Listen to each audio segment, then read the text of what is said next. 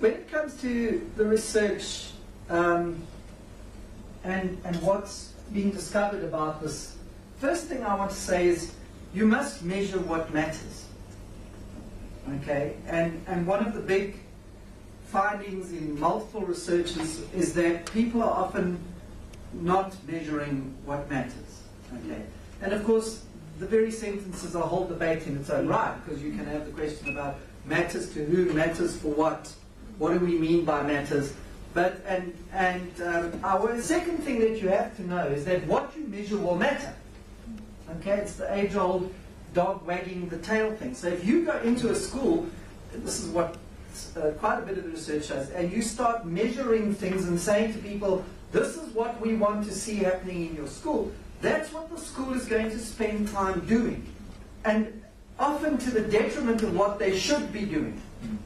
Okay, so when it comes to monitoring and evaluating projects in schools, you've got to be extraordinarily careful that the very act of measuring what happens in a school doesn't upset the potential for development in that school.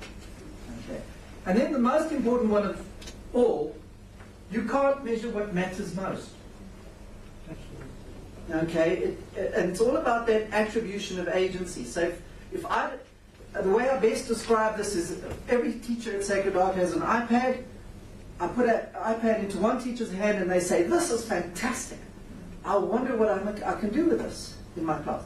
You put it in another teacher's hands and they say, this is fantastic. I wonder when they're going to show me what to do with this in my classroom.